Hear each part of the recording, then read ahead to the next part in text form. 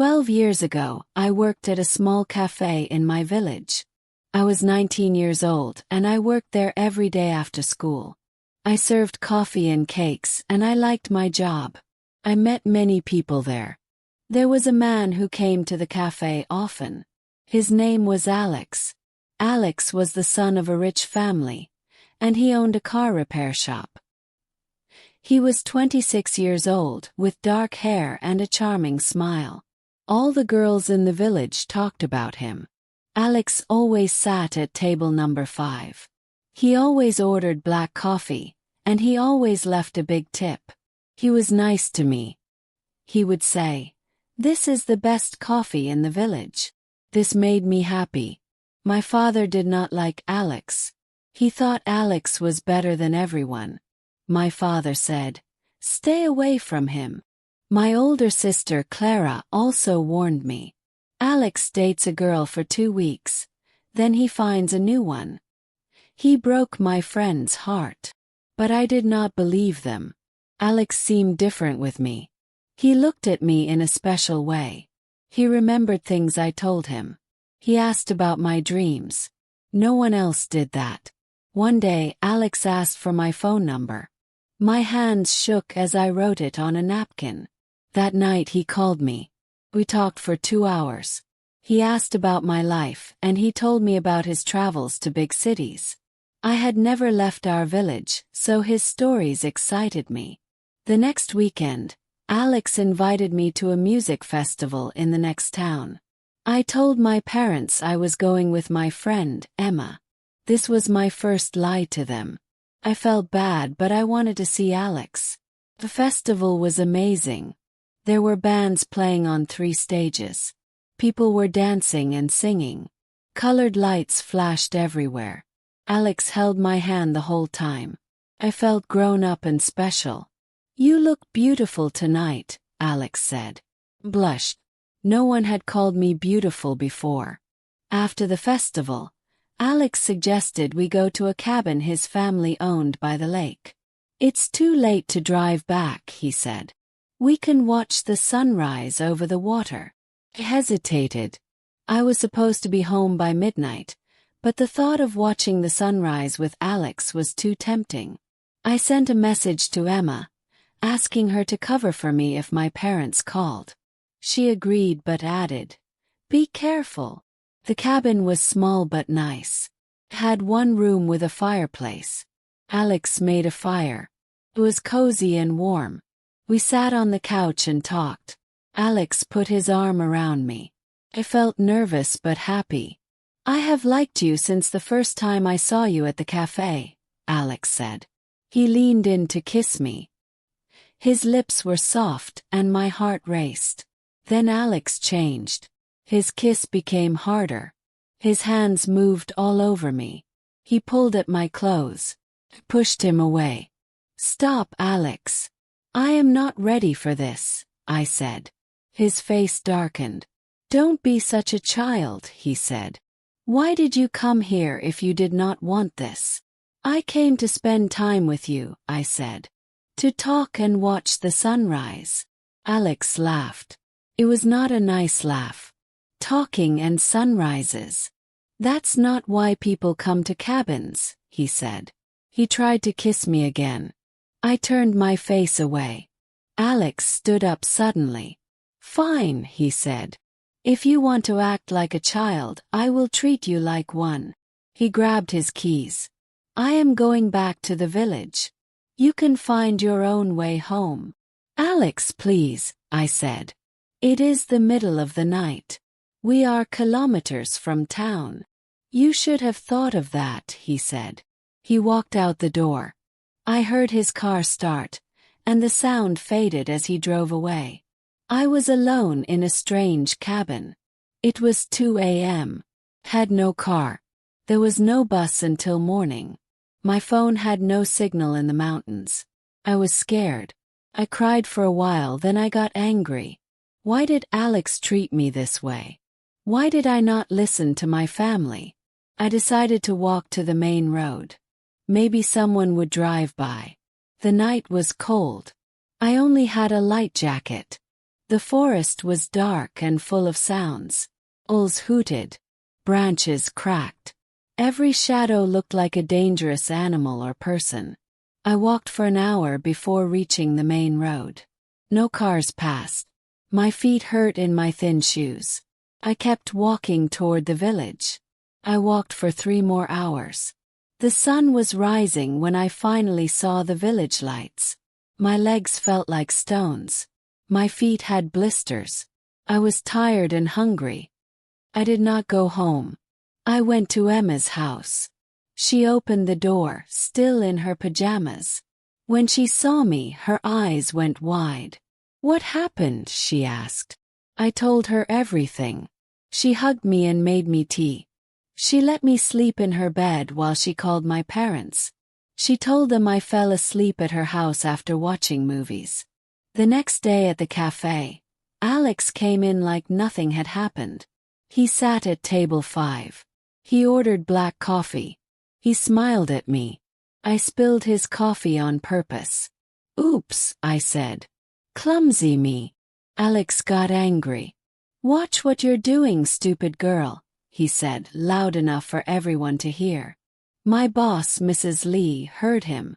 She was a small woman but very strong. "Do not speak to my staff that way," she told Alex. "Please leave my cafe." Alex looked shocked. No one had ever asked him to leave anywhere. "Your coffee is terrible anyway," he said. He walked out. "Are you okay?" Mrs. Lee asked me. "No," I said honestly. "But I will be." That day I told my parents the truth. They were upset but not at me. "That man should be ashamed," my mother said. "You are brave to tell us." My father wanted to confront Alex. I asked him not to. "It's over," I said. "I learned my lesson." 2 weeks later, I applied to a university in the city. It was something I had always wanted but never had the courage to do. Mrs. Lee helped me with the application. "You are smart," she said. "The city needs people like you." I was accepted with a scholarship too. In September I moved to the city. It was 200 kilometers from my village. Everything was new and different. Tall buildings, busy streets, so many people. I found a small room to rent near the university. My roommate was a girl named Mia. She was studying art. She had pink hair and many tattoos. She was different from people in my village, but she was kind. "The city can be tough at first," Mia told me. "But it gives you freedom. You can be yourself here." I studied literature. I wanted to become a teacher. I worked part-time at a bookstore to pay for my books and food. The bookstore was small but full of wonderful books. I loved the smell of paper and ink. My first year in the city was hard but good. I made friends. I learned new things. I grew stronger. I never thought about Alex anymore. Then one day it rained heavily. I forgot my umbrella at home. After work at the bookstore, I stood under the shop's awning, waiting for the rain to stop. The rain fell like silver sheets. People rushed by with umbrellas and raincoats. A man stopped next to me. He held a large blue umbrella. "Need some help?" he asked. I looked up. He had kind eyes and a gentle smile. He wore glasses and a gray sweater with water spots on the shoulders. "I'm Daniel," he said. "I work at the music store across the street. I see you at the bookstore sometimes." "I'm Lily," I said. "Thank you, but I can wait." "The weather report says it will rain all night," Daniel said. "I'm heading to the subway. I can walk you there if you want." I hesitated.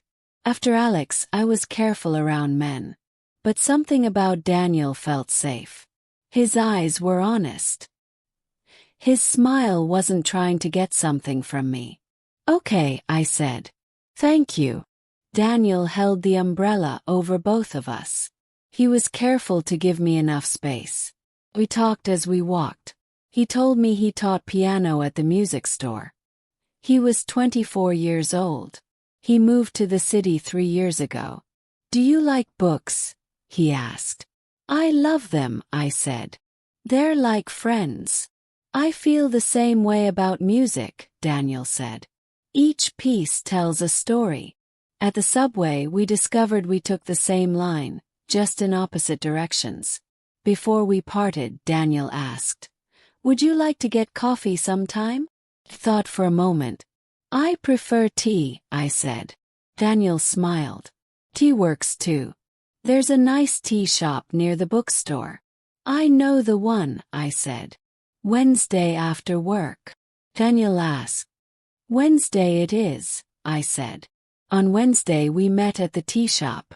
Daniel was already there when I arrived. He had chosen a table by the window. There were 2 teapots waiting. I didn't know what kind you like, he said. So I ordered a pot of green and a pot of black. This small thoughtfulness touched me. We talked for hours. Daniel told me about growing up in a small town. He told me about his love for classical music.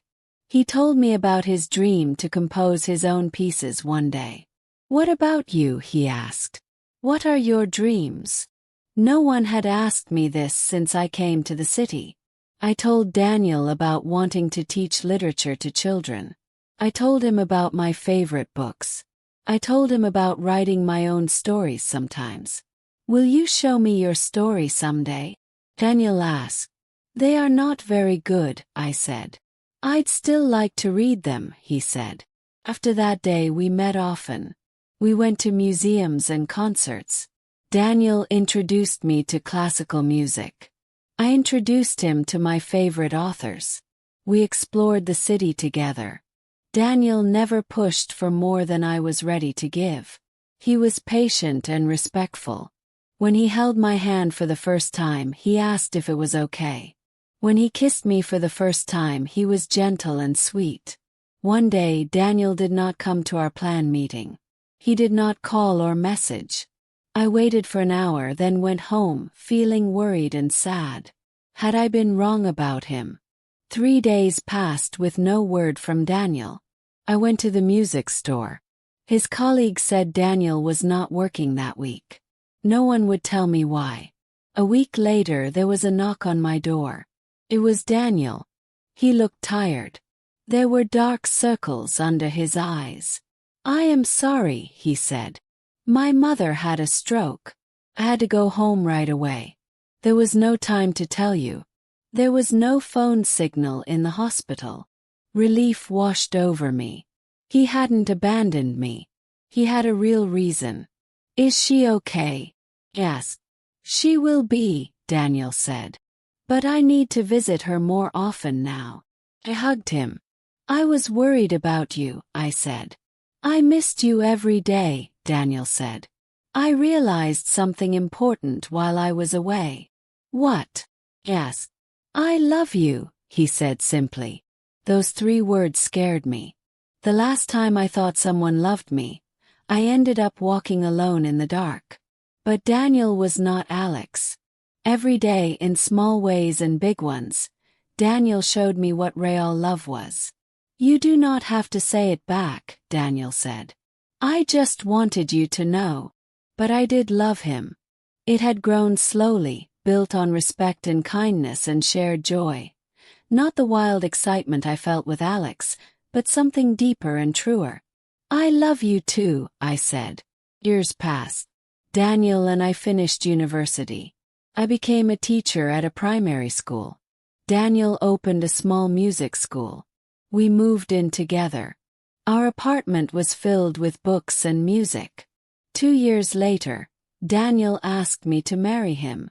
We were at a concert in the park. The orchestra played Beethoven, my favorite composer. During the final piece, Daniel got down on one knee. Lily, he said, you brought words to my music. Will you marry me? I said yes through happy tears. We married in a garden.